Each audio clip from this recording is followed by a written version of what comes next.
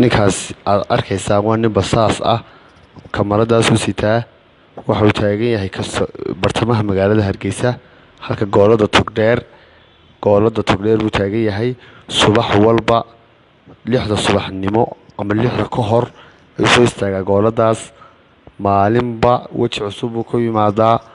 Maalin suldaan buu iska dhigaa, maalin wuxuu iska dhigaa ciidan, maalin wuxuu iska dhigaa macallin oo buugi qalin buu soo qaataa, maalin kamarad buu soo qaataa. sidaad halka ka arkaysaan kamaradaasuu sitaa, waxbuu duubayaa. ninkaas waxaa la ii sheegay in mararka qaar la xidhay, CID-da lagu xidhay, haddana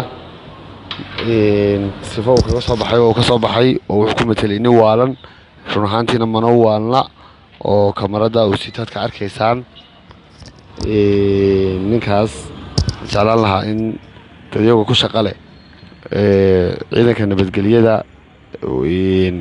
ciidanka CID-da qaranka, waaxda baadhista dambiyadu inay ninkaa dabagalaan baa soo jeedin lahaa. walow horena loo baadhay, wuxuu jeelka saldhigga kaga soo baxsaday waxay ahayd inuu nin waalan ku matelayay. dabcanna mana waalna, oo kamaradaasuu saaka sitaa. shalay toole macallin buu ahaayo, buwaagi buu sitay oo macallin buu iska dhigayay. maalin ka horreysay suldaan buu ahaayo, koofiyadda imika xidhan yahay iyo dharkii solaadiintu xidhnaa. ninkaa hala dabagalo.